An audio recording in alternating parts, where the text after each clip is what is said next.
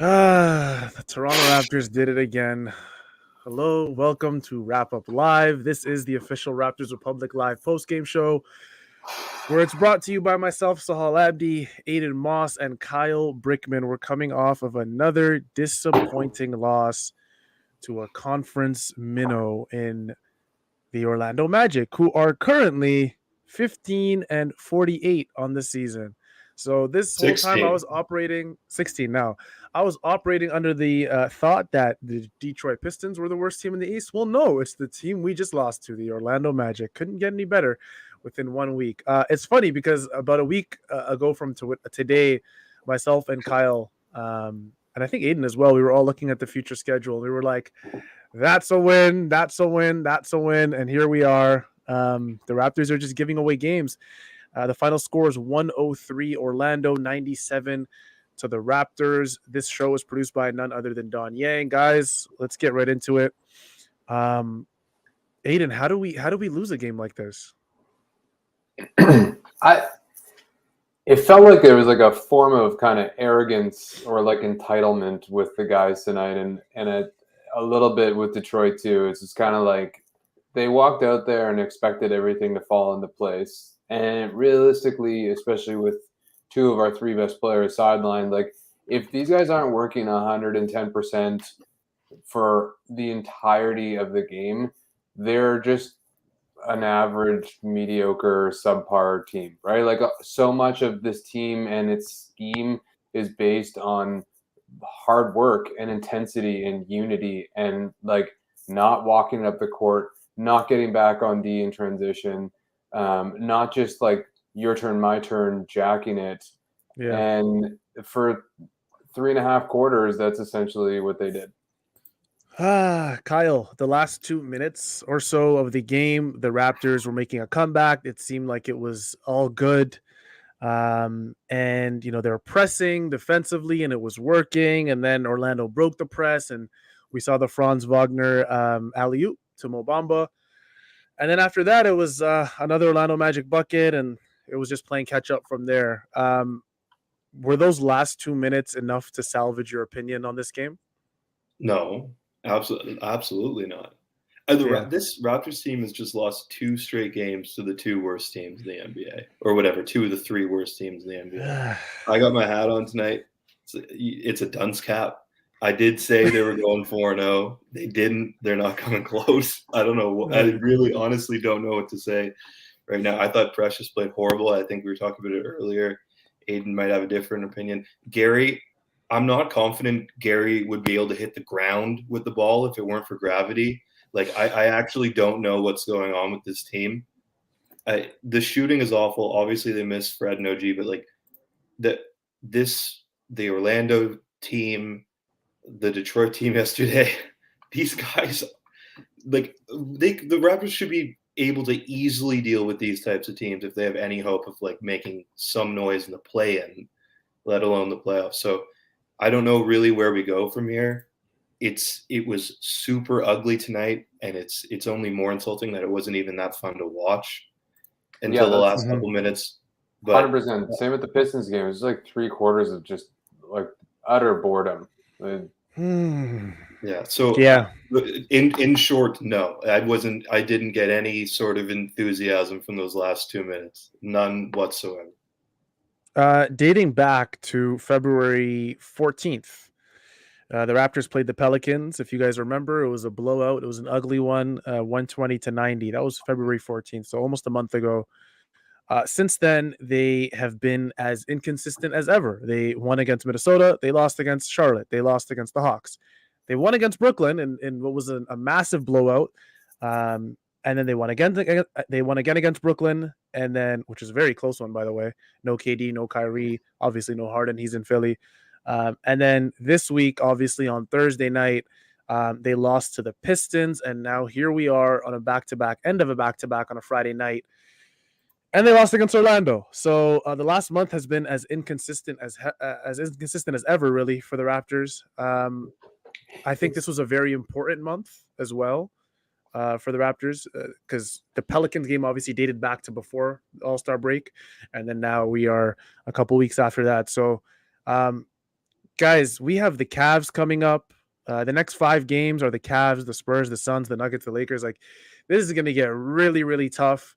And versus Orlando, and what I saw in this game, the ability to just not, or the lack of ability, I should say, to not put the ball in the basket, it was just really, really bad. I was clamoring for Utah all game. I was like, where the hell is Watanabe at? He can offer something to this game. Scottie looked lackadaisical in this game. Gary was, when he misses, we call him a chucker, and it's like it has that bad connotation to it. But when he's making them, we're like, okay, Gary's unstoppable.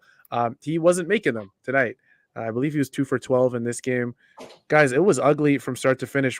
How are you beaten by a team that RJ Hampton's getting big minutes on this team, Chuma Okiki, granted, these guys are NBA players, so they've made it to the best, league in the world, but this is the Orlando Magic. This is the 15th best team in the East. Kyle, what do you think? It's not like one of the Magic caught fire and we just couldn't contain him. Like, oh, T. Ross had 50. This happens in the NBA. Like, with the highest score for the Magic had 15 points, 1-5, and that's on 5 for 14 shooting. Cole Anthony. They just had anything they wanted tonight. They had absolutely anything they wanted. I honestly don't understand. I think if we want to try to find a silver lining, I like the way Flynn played. I thought Flynn played really well, especially as a distributor, and obviously Siakam had a great game. But oof. We've actually been playing fairly consistently. Like, we got thumped by Charlotte and Atlanta, who are better teams than the two that we just lost to. And then we beat Brooklyn twice, barely once. It was like, we actually haven't been that inspiring. And so we actually probably should have seen this coming. I think we got a little too excited about the Brooklyn win and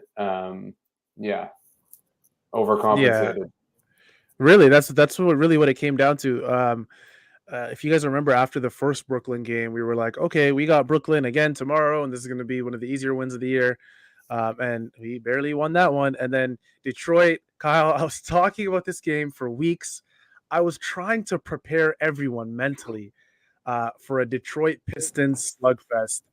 And, on Thursday night, I don't know what it is. I don't know if Dwayne Casey's just summoning. I don't know what he's doing. He's giving like a Remember the Titans style speech pregame every time they play this team. Like, it's ridiculous. I don't understand how it works. It's crazy. Here we are on Friday night, and I'm like, okay, this is the perfect bounce back opportunity for the Raptors. Yes, it's a back-to-back, but it's the Orlando Magic. This should be a game where the Raptors, they don't need Fred. You don't need Fred for a game like this. Pascal did everything he could in this game, 13 for 20, 34 points, 14 rebounds. He went to the free throw line 8 times. What else can you do, Pascal, if no one, maybe other than Malachi, is there to really help out? Precious, I think, had his moments, but there were other moments in the game where he looked completely lost.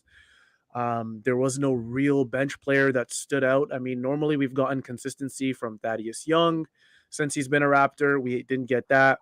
Yuta came in the game super late. He had an impact. I mean, he was a +6 on the game. A lot of guys can't say they were in the positives in terms of plus minus in this game. He had an impact, but I mean, I felt like it was too little too late.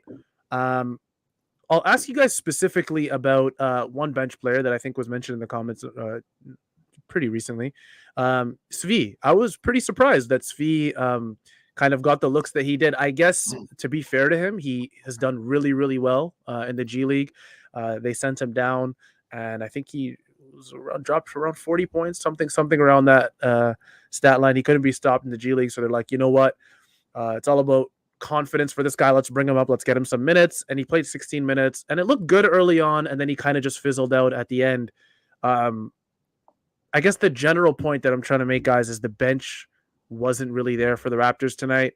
But you could also blame Scottie, and you could also blame Gary Trent Jr. because Malachi Flynn isn't necessarily, we don't expect Malachi to drop 20 for us every game and 8 assists. Like, you don't expect Malachi to do that. And then he did. So who is, I guess, the biggest to blame, Aiden, for you in this game? Out of all Raptors, who did you expect more from? Who really disappointed you in this game? Oh, it's definitely Scottie. I mean, And Scottie is kind of like the bellwether for this team in some respects and I think it's a consequence of youth. It's like these guys just don't get up for these games, and they've played a ton of games in the past 7 days. So like there's that to think about too. But like, when you have veteran guys, they know how to get up for these games. I've thought about this a lot. Like Scottie seems to be an extrinsically motivated guy. Like he needs to have some reason or something, some fuel to light his fire. And he just looked lackadaisical again. And it's like if something doesn't go his way, he kind of falls off. If he doesn't score for a while, his defense kind of lacks.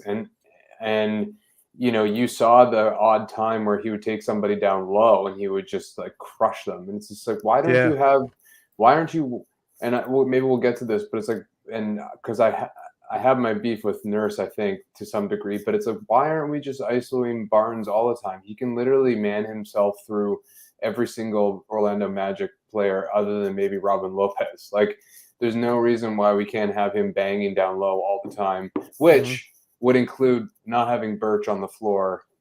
And it's just like, as an aside with Birch, it's like Robin Lopez is the only guy Birch should be really guarding on this team. So let's just, match those two up. I don't know why Birch started, but yeah, my blame tonight is despite him being a rookie, is Barnes. Yeah.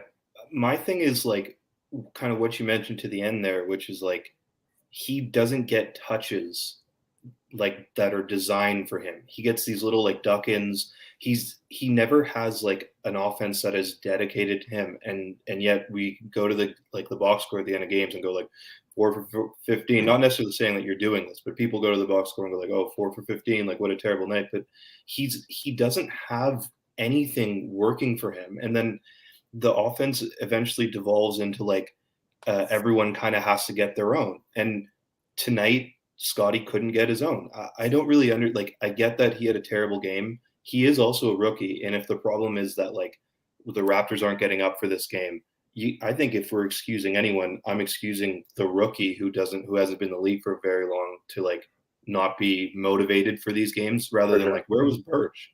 Where's Trent? Why isn't Trent motivated? Why isn't Trent like Thad Young didn't have a great night. He's a 13-year vet. Like these are the guys who I think know. Thad's still sick though. I just wanted to throw that in there. Like he's coming off. And I actually thought he played all right. Yeah. But I'm just looking for anyone I'm a Scottie apologist and I'm looking for anyone else to throw in. 100%. I don't actually blame him. You know what I mean? Like I don't feel like the responsibility is on him to carry this team through these garbage moments. I'm just most disappointed in him because I think he has the capacity to accompany Pascal in leading Toronto to wins. Yeah, my frustration, I think, in general with this team is like they don't go with what's working. And Saul and I have spoken about this before. Totally. Usually I say like, well, Siakam should have given the ball up because he's the one taking the most shots. But tonight, like, I can't explain to you why Precious is putting 12 shots up and Siakam's putting 20 up, despite there like being a huge gap in efficiency and a huge, in just in general, like matchups, what was working. Like, I don't get it. Siakam should have like reasonably put up 30 shots tonight. He was the only part of the offense that was working at all. I don't know, Saul. Like, yeah, no, I'm 100% with you. I think in a game like this, 20 shots, as weird as it sounds, just isn't enough for Pascal. It isn't. When you're hitting 13 of those 20 shots, it just isn't enough, especially when you look at the rest of your team, and it is tragically bad how nobody, again, maybe save for Malachi Flynn, can put the ball in the basket. Gary Trent, 2 for 12. Kem Birch, he missed the only shot he took. Scottie Barnes, 4 for 15. Precious, 4 for 12. Svi, 1 for 4. Thad Young, 1 for 5. Like, everybody struggled in this game, it really felt like, except for 2 players in terms of scoring the ball. So would I have been mad to see Pascal put up 30 shots in this game? Absolutely not, because it wasn't even, it didn't really feel like, guys, Orlando was playing this incredible switching defense. Like it didn't feel like that. It felt like the Raptors were missing a lot of shots that they normally hit. Gary Trent Jr., he missed 2 back-to-back shots. I wish we could show you guys the clip. He missed 2 back-to-back shots that were wide open especially for Gary Trent standards. Like we're talking like wide open. Missed it in comedic fashion too, like wide left and then like off the back of the rim and over the shot clock. Like it was ugly. It was gross. Yeah.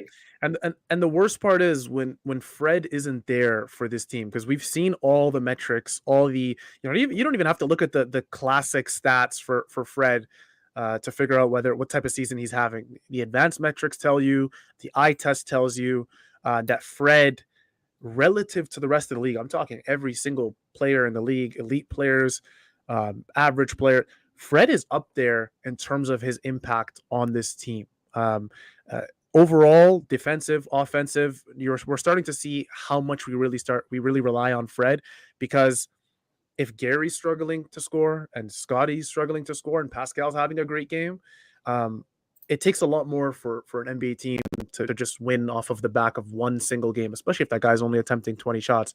But my point is, Fred in this game would have made a difference because we don't really have options. I mean, yes, we can say give Pascal more shots. Yes, he definitely could have shot 30 maybe instead of 20. But you look overall and it's like, if Gary's missing 3-4 shots in a row and Scottie's doing the same thing, you got to find someone else. Like there has to be someone else to step up. And at times, again, it was Malachi Flynn, but overall in this game, Chris Boucher got his opportunities. He probably should have shot the ball more, which is crazy to say because I'm usually like, all right, Chris, like slow down. You're going a bit too but in this game, 20 minutes and only 6 shots attempted.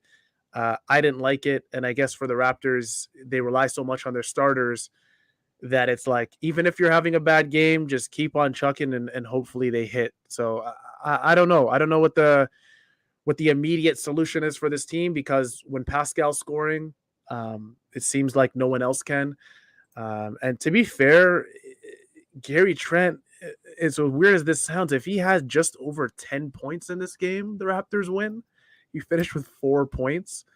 I guess I'll ask you a question, really particular to Gary Trent. I'll ask Kyle this.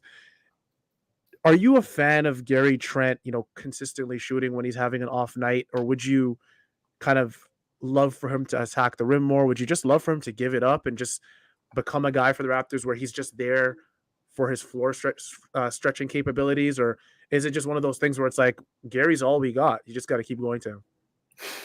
Yeah, I think honestly, like everyone always knew he was a streaky shooter, and so this is like part of the streaky shooter doesn't mean like he hits every shot. No, part of the streaks is like he's sometimes going to have nights like this. He's going to have a stretch of games like this. So I don't know. It's hard to say like, 0 for 9 from 3 looks really ugly. There were moments where like the sequence you described, like grab an offensive rebound, it's like, dude, you're shooting like a double covered with 14 seconds on the shot clock. We just reset the ball. Let's get something going here. That's what's frustrating. But like a lot of his shots were wide open, and I think he just has to take those. I mean, clearly something's up with him. Maybe he's still like hungover from, he must have gone to Mexico or something. Maybe still hungover from his Caribbean vacation. I know people who have done that. You come back to work after a break in the Caribbean, you're a little slow. So who knows? I don't like. I'll give him a pass. I don't think that like my prediction really would be like in about a couple weeks we're going to talk about a sequence of games that he has where he's scoring 30 again. He's hitting every shot, and we're going to pretend like it's hard for me to sit on here and when he's scoring 35 be like he's got to shoot all the time, and then when he's missing, like he has to take open shots. It's that simple. I don't know. I love these graphs, by the way. Really quick, Adon. This is from Zarar. So this is the podfather himself. He's been working on something behind the scenes. Geek. And this is a quarter by quarter usage rate for each Toronto Raptor. So as you can see, Gary Trent Jr. was getting the ball a whole lot to start the game. And then I guess Nick Nurse was like, all right, Gary, you're going to sit for a bit. And then he didn't really shoot the ball until the beginning of the third quarter, I should say. But it was more or less, guys, it was split. I mean, Precious at the end of the third quarter shot the ball quite a bit, as you can see. Pascal Siakam, a lot of possessions were used on him as well in the fourth quarter, which makes sense. Yuta as well in the fourth quarter. Adon, what's probably the most, I know you wanted to say something, but on top of what you wanted to say, what's the most intriguing part about this usage rate graph? Like, what are you most shocked by? I guess you could say. I have one. If you don't have one. The Birch at 10% kind of shocked me. Yeah. That's what I was going to say. I think Pascal. Pascal should never be under 18 to 20% really when like Freddie and OG aren't playing. Mhm. And My frustration to defend Precious, like he doesn't touch the ball that much. He had 16% in the third quarter, and it does piss me off. I think it was early in the game. Like Precious came out like he's like, I'm bad. I'm me now, and it's just like that does annoy me when he doesn't stick to what he's good at. But so yeah, that 16% of the third quarter is a little surprising. But yeah, that's what I was going to say. Like if I'm looking at this lineup, this Siakam, Flynn, Achiuwa, Mihailuk, Thad Young, it is an atrocity that Precious is the highest usage rate with that lineup. That should not happen. It's insulting to me. Like I don't understand how during this period of time he is the leading shot taker. It doesn't make any sense to me. Well, it's not necessarily shooting, but yeah. Yeah. Yeah, sorry, leader. Taking Precious a little bit of credit, he had those back-to-back 20-point games, so maybe he's still functioning off of that confidence, that really high confidence he has. Yeah, that's also by the third quarter, he's like, "Fuck it," like, I'm going to be the hero, which is like. That, are you guys saw shocked? Batman today? Maybe you saw the Batman movie, walked out of the Batman movie into the game, and was too hyped up. I think that's what went on. I'm excited to watch that. I'm really excited to watch that. My question long ago is, Gary on holidays, what is his drink of choice? Probably like a pina colada. I can see him being like, I think he'd be drinking out of like a big coconut or pineapple or something, like some sort of fruit receptive. I think I had like a tequila sunrise kind of thing, or like blue Alizé or something, Okay. Were you guys shocked a little bit or happy for a guy like Jalen Suggs, who, yes, he did shoot 4 for 16, but this is a guy that was obviously heavily linked to the Raptors leading up to the NBA draft. And then obviously there's that cryptic video that still surfaces Raptors Twitter once in a while of that Raptors draft party that was actually hosted by Raptors Republic, where people were screaming and yelling once they realized Scottie Barnes was the pick rather than Jalen Suggs. Screaming, by the way, petrified, I should say, because screaming might be a good thing in some cases. But Jalen Suggs, he had 15 points, 6 rebounds, 7 assists, a block and a steal. He went to the line 6 times. Do you guys think Jalen Suggs kind of comes into these Raptors games and he's like, let me show these guys, like, let me show them why they should have taken me over Scottie Barnes? Do you get that feeling at all, Kyle or Adon? Yeah, I was gonna say but like I don't necessarily think that he proved that to me tonight. No. I don't I'm not buying in on that. 4 for 16. Mm-hmm. Seven rebounds? 7 rebounds, 6 right. assists. He took 16 free throws. No, 16 shots. Yeah, is what I'm seeing. 16 shots, 6 free throws. Ferrari's box score. Maybe we have some bugs to fix. We got a bug. We have a big time bug. Okay. I'm looking at ESPN. I'm sorry. I'm not a company man, I guess, but I'm looking at ESPN. It was 6 for 6 from the free throw line. But he was 4 for 16. Am I reading this right? 3 for 15 from the field. Not excellent. That's horrible. Okay, wait, really quick. Is this minutes played? And plus minus?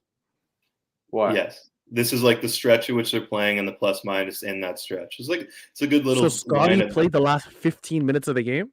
Yeah, and it looked like it, to be honest. He looked tired. He looked dead at the end. Shout out to Utah, man. +6 in that fight. I don't know. I don't understand how Utah couldn't get a look in this game until late. It just pisses me off. I don't understand it.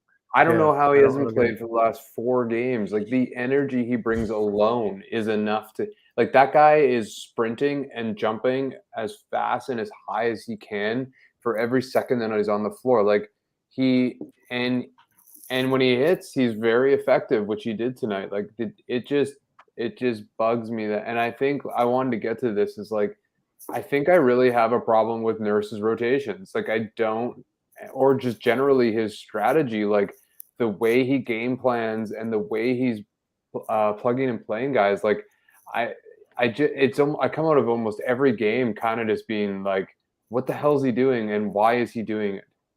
And starting Birch for the last 2 games is a good starter for what like pissed me off about multiple things over the course of these games. But to be fair, it's not like Precious had a particularly good game. Boucher was, I guess, fine. He just doesn't have the options. Like, what's he supposed to do? I guess it's obvious at this point that Precious should be in the rotation ahead of Kem Birch. I get that. But it's not like you have like Hakeem Olajuwon sitting behind Kem Birch. Like they don't have great options. It's not like they don't have the options. It's style of play that you want to like encourage, right? Like if you have Precious at center, you're automatically much more nimble of a team, particularly defensively, but offensively too. Like you just there's more you can do. It's like Oren and I were talking. He's like, Precious doesn't technically provide you spacing, and while that's true, he can hit the 3. And once he hits it once, like that alters the defense. Birch and Thad literally posted each other up. They literally posted up on the same. Like it's just he shouldn't have been playing in this game unless Robin Lopez was on the floor. Like he should have been benched. Precious should have started, and Yuta should have come off the bench. Like to me, that's you just have to adapt to the teams you're playing against, and Nurse doesn't seem to really do that. One thing I didn't really understand about this game is, first of all, the Orlando Magic beat the Raptors shooting 38% in this game. Okay, let me just get that out of the way. For the Orlando Magic to miss this many shots in a game, do you guys not feel that a guy like Delano Banton, because I feel like for me, missed shots means transitional opportunities, especially for guys like Delano Banton. He played less than a minute in this game. As far as I can see, if the scorer app is telling me right, he played less than a minute in this game with that many missed shots. I feel like Delano Banton's a natural pace pusher for the Raptors.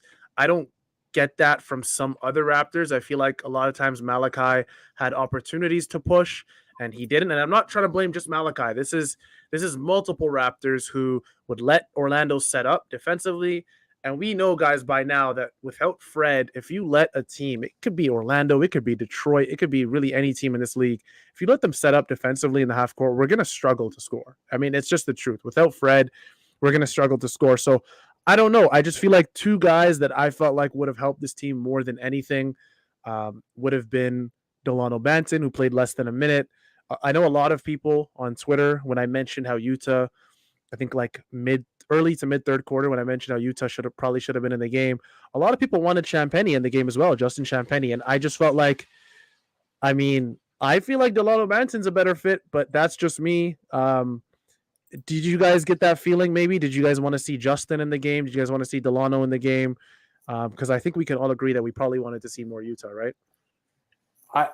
I didn't want to see either, to be honest. Oh. I just want to comment. This is kind of like connected, but like everybody's hating on the trade for Thad. Like we have to remember, I think A, that he was sick. B, like he had a tough game, but like when we're healthy, he fits into this team quite well. And I don't think like we can't make these overgeneralizing statements about just based off one game where we were clearly the entire team was floundering. Like it's not really fair to judge that on that. So I just want to establish that. I don't think Banton would have necessarily moved the needle. I mean, it was energy that we lacked, but we lacked playmaking and spacing. And Banton and JC don't give you any of that, really. So, Kyle?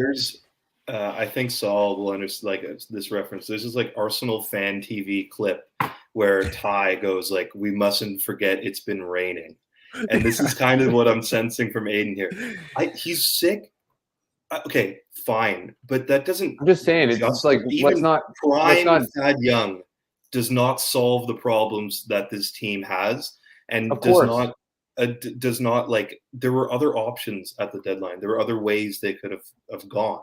I get that, like he was sick, but a shooter, surely. I guess that I get it. I'm not in the room, so I can't say like who was available, but I think any sort of shooter, especially on a night like tonight where the Raptors are shooting like 32% from 3, They're being forced to play Gary down the stretch. They're being like, although Yuta gave them good minutes, they're forced to play Yuta down the stretch. Like, they need shooting. They don't have this. Thank you, Ryan. That's what I'm saying, Ryan. Yeah. I don't think Matt Thomas would have fixed this game. But no, he definitely wouldn't have. He could have been better than Matt Thomas, but I'm with you. I get that. Sure, fine. Some type of shooter, like Nick Stauskas wouldn't have solved this game. I know he put up 60 points in 3 games. Hey, I don't know, man. He's been hot this week. Kyle, he's been hot this week, man. That's honestly, no like Nick Stauskas slander at all. Someone said it here, like, yeah, Jack said it's like this game wasn't about both this game and Detroit. Like, you saw what happened in the fourth quarter when these guys lock in and play like a hard-working real team, they could crush these guys. But you watch 65% of this game, and they're just fucking around. Like, they're not taking it seriously. Like, Malachi got left alone on the defensive boards. There were so many Detroit and tonight. There were so many transition buckets that like were off like makes that Orlando was scoring. Like, if you watched Orlando's energy level, it was well beyond ours. And maybe we're just tired, fine. But I don't think this is like these losses are grand statements on poor strategy. I just think that this roster like was not ready to play NBA level basketball tonight. Mm-hmm. Can I just say though, like we talk about the EV, whatever the expected value of shots. Precious shot 2 of 4 from 3. That's 50%. He's average on the season is 27. And we can't say like, well, if Precious hits his expected value of shots, he went Precious tonight was 4 for 12. I can off the top of my head think of 5 shots where he like drove into Robin Lopez and like barfed up a shot that if I had to estimate was like a 10% expected value, like 0.05 points. Like I don't know. It's a weird argument. It's not. This loss to me was more than just shooting. Shooting, of course, would help, but it was ugly all around. But you're the one that's arguing about shooting.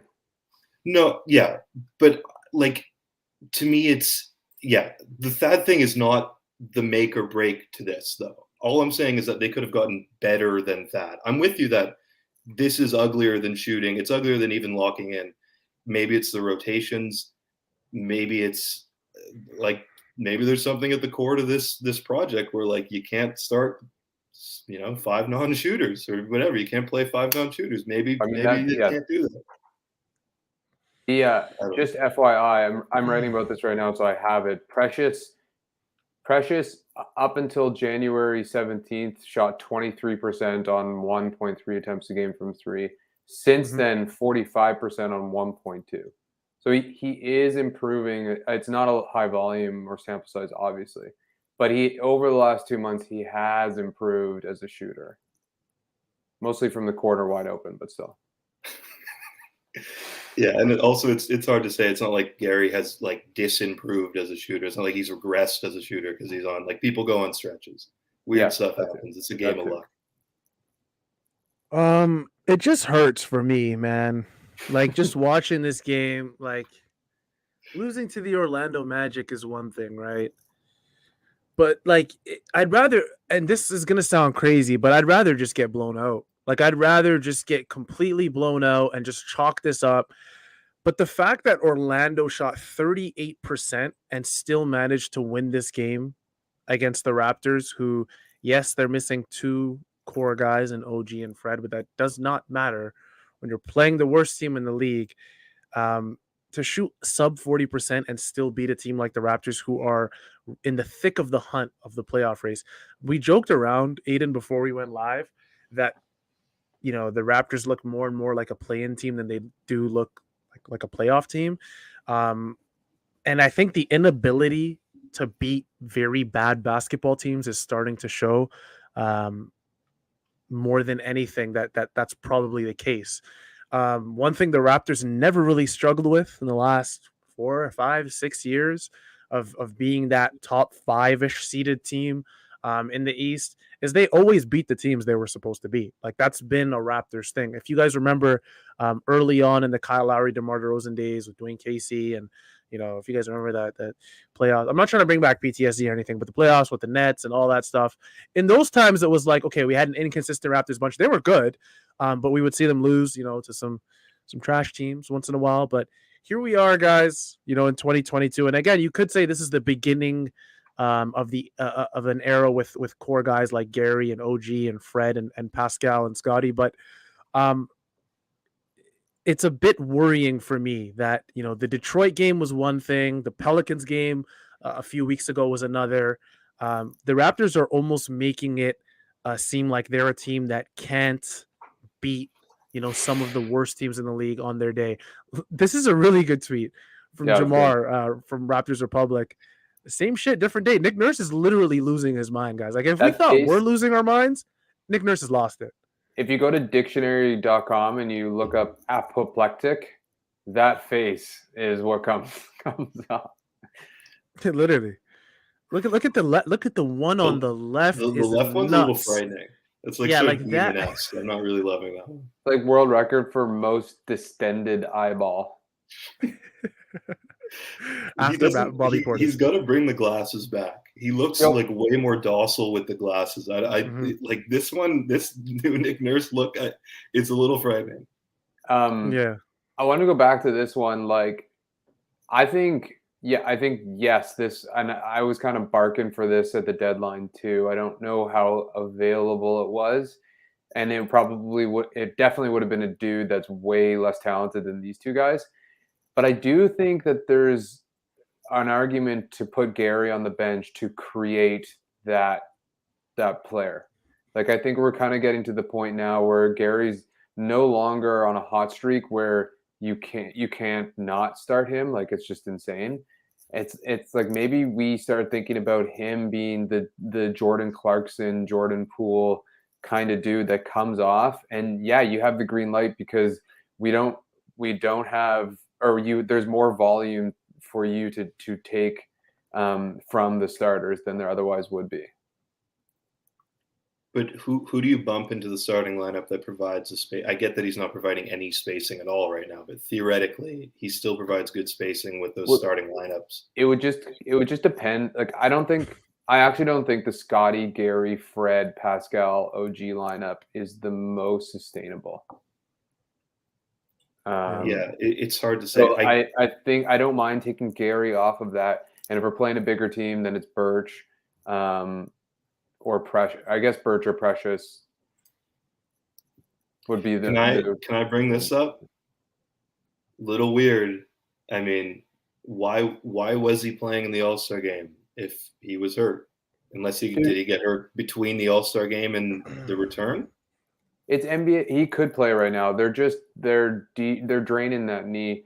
You got these guys play their entire lives with the fantasy of making an NBA All-Star game. You got to let them go out. You have to, yeah. I don't think we should be judging them for doing that. Yeah, I'm okay with Fred doing that, even if he was injured. I mean, the grand scheme of things, Fred is a guy that's played some of the most minutes in the league up until the All-Star break. So if he needs a little extra time off, take it. I mean, yes, it's going to come, with some Raptors losses. But I mean, at the end of the day, if we're getting Fred back tomorrow, and that means, a few wins, or Raptors win 3 of the next 5 or whatever it is, and then you're playing Fred 40 minutes over and over and over and over again. And by the time you get to the play-in or the playoffs, I mean, probably the play-in at this point, I don't want to see a dead Fred VanVleet, like a dead in terms of fatigue. Like we saw that enough. Yeah. With Kyle Lowry. How many times did we see that, guys, with Kyle Lowry, where it's like his legs were literally dead by the time he got to the playoffs?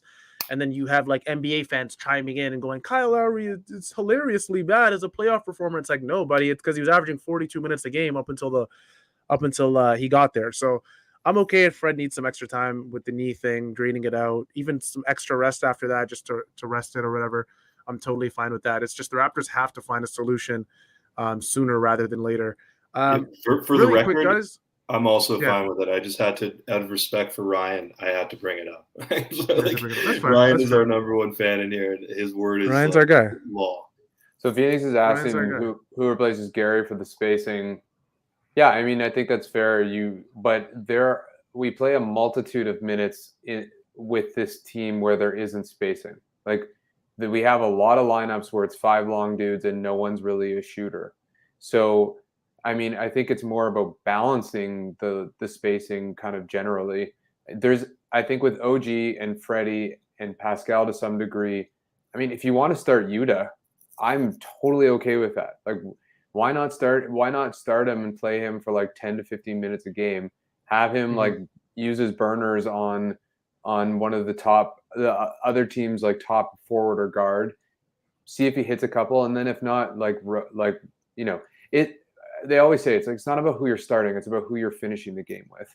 And that's probably going to be Gary and those other 4 guys. But I'm just saying that like when we're so top heavy with our starting lineup, we don't get the scoring punch off the bench. We get different kinds of punches. Like Precious and Boucher give a different kind of punch, but we don't get that spark plug score because we don't have one. And Gary would be the closest thing to that. That's all I'm saying. Guys, if you want to know the mental state of the wrap up live after losing 2 back-to-back games with the Pistons and Magic, we're having the start Utah conversation. Dude, I've been saying play Utah for a long time. You can have guys like Yuta, like those like Swiss Army knife kind of guys who just do a little bit of everything who are just going to blow their entire load in 12 minutes and then probably not play the rest of the game. Like James Posey kind of guy who played for the Celtics, like. I agree. I do agree he should be getting minutes. I don't know about the starting thing, but certainly tonight, like if you give those 15 Svi minutes to Utah, because Svi didn't play in the fourth quarter, like I think the team would have been much better off. I'm not sure if it's the difference between like a win and a loss, but it would have been a big difference. If Reggie fucking Bullock can play like starter minutes come on for a team, come on, then Yuta can get close. We're not bringing up Reggie Bullock. That's not a knock to Reggie. I just mean they're similar style players. This was the highlight of the game here. I got to say, I thought this was an awesome pass. That was great. Flynn was. But Flynn again, was it's one of those where it's like, what a beautiful sequence for the Raptors to like cut the lead to 12 or whatever against the Magic. It's like, oh man, come on. We should talk about Flynn though. Like Flynn has played 2 very, very excellent games. So this is playmaking. This is the segue. Really quick, Adon. The segue is we're in the same situation now. Oh, good call. Yeah, we're in the same situation, guys. Who's going to be the Can-Am tax player of the night? Is it going to be Pascal Siakam, who had an incredible game, 13 for 20? We said he probably should have shot 30 shots. Or is it going to be Malachi Flynn? Who? Because we can't, guys, we're not going to give it to an Orlando Magic player. I'm looking at the box score. It's ugly for Orlando as well. Like Kyle said, 15 points from their highest score. So we're not giving it to an Orlando guy at all. Guys, what are we doing? Because, sometimes we have to defer. We got to defer to you guys and see. I'm quickly going to say Malachi Flynn is my – Pascal's going to win enough of these. He's already won enough of these, so I'm going to go Malachi Flynn. I'm putting my hand up. My vote is Malachi Flynn for Taxman Player of the Game. Kyle? I'm with you. There's like my high school, I guess, in just where I grew up, like had so many more students than every other high school. They would like win in football every year. I think the first 6 years they've ever existed, they didn't lose a game. That's like Pascal Siakam's trophy case is like similarly overflowing with Can-Am Taxmans of the night. Exactly. Flynn can have it. Fine. He deserves it. Zarar with a late candidate. He was so goddamn painful, man. As in, it hurt me to listen to in the same way it hurts me to pay taxes. He's literally an old man stuck in a time loop where he bitches and moans about the same stuff. Man, I have this to talk about. He obviously doesn't watch Franz Wagner at all, and calls him like a classic European player because he's quote unquote intelligent, and then something else that's like generally associated with European players. And then Pascal, an all-NBA level player, scores on Franz Wagner. And he's like, but that's the thing about European players. They can't play any defense. And it's like, actually, Franz Wagner, and he just said, like, after watching 10 minutes of Franz Wagner, like, the blah, blah, blah. It's like, you clearly have only watched 10 minutes of Franz Wagner because he's actually a really good defender. has nothing to do with the fact that he's German. Like it's 2022, dude. Like we're not playing USSR in the like amateur Olympics in 1982, dude. Like get somebody else out there. Please, guys. Leo's having flashbacks of his days against glory days playing against Yugoslavia. And yeah, exactly. Well, you got dunked on me once. I'm Malachi Flynn. Sorry. Yeah, that was great that you mentioned that because I totally forgot about. Yeah, I've said it. I said it actually quite a bit last year on with Oren on Wrap Up, and I just Leo's a guy. I'm gonna be very political here, okay? Leo's a guy I respect, right? I admire Leo for what he's done for the broadcast for however long. But the kindest I'm going to be is to say I've never been happier. Alvin Williams is a part of that broadcast now. And we I can't do Leo anymore. Jack is out. I'm not sure what we're gonna do. Kia Nurse. Bring we need Kia somebody. in. Kia's been incredible every time she does work for the Raptors. Paul's got COVID. I can't. Paul's got COVID. Yeah, I can't do Leo Rollins anymore, man. I genuinely I can't. Alvin is just like basically like a 2000s version of Leo.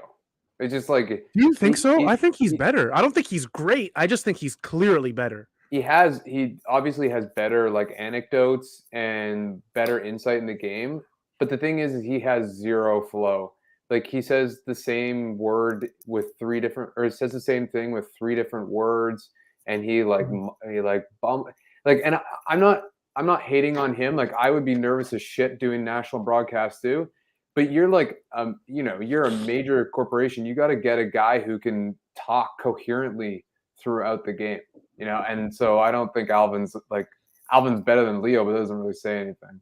Yeah, I was gonna agree. Like it's just it is. Well, listen, I don't want to talk about the game. You want to talk about no, I get nervous coming on here. Like I screwed up the usage rate thing earlier because I was just like mumbling. That shit happens, but and it's completely different to be like 2 million people watching you some nights, in the playoffs type thing. But what's this obsession with former players? Like there's fine broadcasters you don't have to play in the NBA to be a good broadcaster. Like let's just like Jack is the best broadcaster this country's ever had for basketball. And he's like some alcoholic guy from Brooklyn who was like coaching in Niagara. They like picked him up like floating down the falls in a barrel and asked him if he wanted to do Raptors games. I don't know. So I was just chuckling to myself because I went on Twitter on my phone. I just searched Leo Routins in Twitter, and I clicked latest to see his latest tweets, and it's just Raptors fans, man. They can be a really mean bunch, man. Like I'll put it that way. I'm not gonna name any of these. It's bad. It's bad. Nationally, guys, I think we can all agree. I mean, I said Reggie Miller is one of the worst things to happen to national coverage, but I also think Chris Webber is absolutely horrific. Yeah, I disagree. I like Reggie. I do think it can get worse than Leo Rounds because I think Chris Webber is the worst thing to ever happen to basketball commentating. So yeah, but let's move on. I disagree with this. Hold on, I got to defend Jack. Jack is as genuine as they get. He is from the 50s, but he's actually younger than Leo, which I am still like blown away. But Jack is great, and yeah, I love Jack. I love Jack too. Jack, of course, like when you watch him from another team's perspective, you're like, oh my God, this guy's such a homer. All he does is complain about, X, Y, and Z. But I mean, Jack is like entrenched in Raptors history. There are some horrible broadcasts out there. So yeah, there's really bad ones. There's really, really bad ones. Yeah. But there's also really good ones. Charlotte Hornets guy, he doesn't stop screaming for some reason. So he's apparently he's the best commentator on New York broadcasts. Like the Knicks get Mike Breen. Mike Breen. Yeah, but they get what's his name? Are we sure that he's watching the game? All he does is rhyme things. Oh no, who's awesome. That guy? Kyle, who's that guy who does both basketball and football and he like forgets things all the time and he like Marv Albert, you mean? Is it Marv Albert? No, but he retired. He shouldn't have been working. He was doing he did I don't want to get into it on stream, but he did some terrible stuff in the 90s that really got blown over, and I think they really encouraged him to retire. Marv was a bad guy. Real bad guy. Shit. Walt Frazier, that's who I was talking about. No, I love Walt. Walt's awesome. I mean, he's lovely, but like all he does is describe something that happens and rhymes it. There's zero analysis. Okay, let's guys let's come back, because that was a good discussion to have. That was a really good discussion to have. But I think we can all agree Malachi Flynn is our Can-Am Taxman of the night. Guys, we're there now. We're finally there. It took a while, but we are finally there. I know some of you guys in the comments wanted Pascal Siakam, but guess what? We have final say, so too bad. Malachi Flynn deserves it. We are very happy for him. He has looked like a player for Nick Nurse. Maybe this is all it took, just playing him consistently, and finally he's found his confidence, and here we are, prepared for another Eric Flynn rant on Facebook. All right, getting into Can-Am really quickly.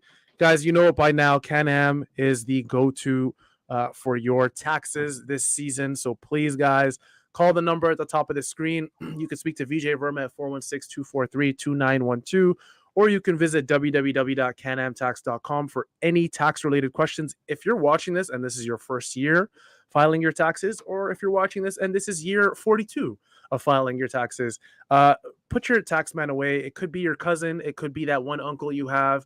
Don't do all that. VJ Verma, top of the screen. I was about to point there. I can't point there. That's Tottenham right there. VJ Verma right there, guys. 416-243-2912, Can-Am Tax. Thank you to Can-Am Tax for sponsoring the show. Malachi Flynn, congratulations. I think, guys, is that his first one? Is that the first one we've given him this season? I think it is. Gotta be. Yeah, someone has to keep track of these next year, because I have no idea. It's impossible. 20 points, today, 8 assists. It'd be nice to have, I was thinking of making a criteria. Okay. To somehow, delineate how we're choosing these, but maybe that's the fun of it. Let's do it. Yeah, I think it's almost better if there's apps. It's completely formless. It's indescribable. It's sort of on a whim. I think that's the best way to leave it. This is a good show. Iron Eagle, guys. He does New York Jets games, and he's probably the only thing that's kept me from going over the edge of my New York Jets depression. So he does a really good job on CBS as well for the NFL. So I just want to quickly say that. But he's great for the Brooklyn Nets. Is pronouncing it Ian a common thing, or is that something that? Greek. I think it's. Yeah, I don't know. I think the only reason the I know Ionian pronounced Sea that kind way, of thing. Is that what we're talking about? Could be. No, I just think it's a different pronunciation. That's what I thought. This is Iron Eagle here on CBS. Okay, let's do some cues. And then guys, what questions do we have? I think we had some starred from earlier in the broadcast that we're going to bring up. Does anyone want to highlight one that catches your eye really quick? Yeah, I wanted to bring up this one. My answer would be no. And even on top of that, there's too much talent on this team to actually tank. It's similar to those DeMar years where it's even if you shipped out Lowry and traded all the other pieces, DeMar was good enough to pull you to 30-something wins, and you wouldn't be in the high lottery. There's just too much talent on this team to tank. Every time there's a loss, I get it, people are reactionary, but every time there's a loss, the first comment on this video is always tank, time to tank, lottery time. And I get it, but there's too much talent on this team, and didn't look like it tonight, but yeah. As much as these guys don't or play down to their opponents, when we're healthy, we play the hell up to them too. Exactly. I don't think tanking is.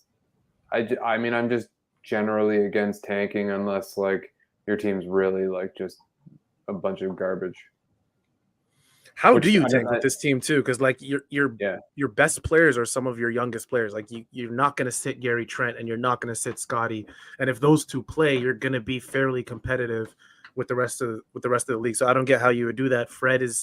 He's going to come back from injury. OG, I think the last update was that he's coming back in a couple weeks. You can't. I mean, it's one thing that the Raptors are too far into this season to tank. It's just at this point, there's only 20 games left. It's a little. You're right. It's a little late even. To be fair though, last year the OKC shut down Shai Gilgeous-Alexander, which was the youngest ever superstar to get shut down for a season for tanking purposes. It was ridiculous. So it's not unprecedented, although I think it'd be a stupid ass thing to do. Yeah, but then to be fair, you shut down Shea, and then you have like your next best player is like who is it? Is it Lou Dort, Pokasevsky? I don't know. Poku, Like baby. Did you guys yeah, see like who it's played for them the other night? It's like Veet Krejci and something Sar, and I didn't even know and they these have guys that were one in guy Deck from the Euro League, Gabriel right? Deck. Yeah, Yeah, he's It's like a Argentinian. collection of the Suns that Leo used to play against in the 80s. It's really Yeah, like yeah, a whole exactly. bunch of Euro guys that Leo Right. probably thinks can't defend. So, I don't know, man. So total. Like this is a complete side note, but I think Sam Presti's he's a bit overrated as an executive, but that's a whole nother discussion. Ooh. Yeah, that is. I know. I like but this one here.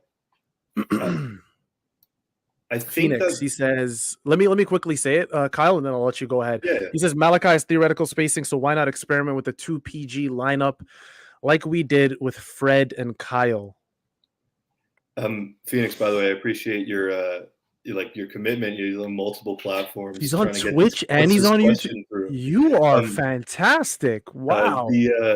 I think that the benefit of those 2 point guard lineups for a while with the previous iterations of these Raptors teams were that like they needed to get the playmaking on the floor. But to be fair, they have a bunch of guys who can play make everywhere now. This Raptors team, or should be able to play make. So I'm not sure if you want to go with those 2 guard lineups because it's going to be so bad defensively. The other thing is that like Kyle could always, because he was a little bit heftier, could always switch on to like 2s and like maybe even 3s. Could like do a decent job of guarding those guys, especially if it's like Luka Mute. I'm not saying like he's guarding LeBron, but like the 3s that couldn't really create, Kyle could guard. I don't trust Malachi to do that, and Fred is just way too slender.